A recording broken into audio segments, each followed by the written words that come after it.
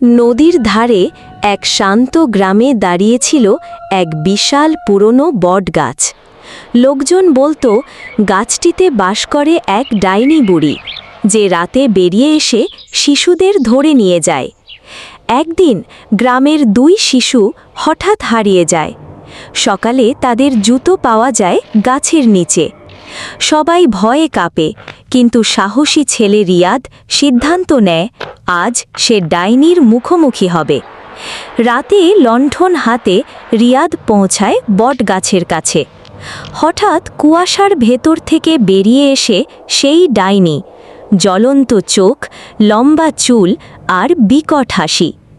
রিয়াদ তাবিজ তুলে ধরে। মুহূর্তেই তাবিজ থেকে ছড়িয়ে পড়ে সোনালি আলো।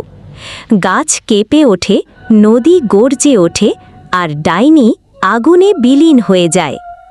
ভোরে দেখা যায় বটগাছটি উধাও, শিশুদের ফিরে পাওয়া গেছে, আর রিয়াদ গ্রামের নায়ক।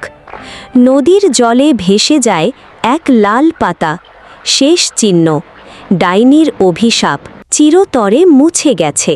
ভিডিওতে লাইক এবং সাবস্ক্রাইব করা একটি ভালো কাজ, তোমরা এটা সবাই করতে পারো।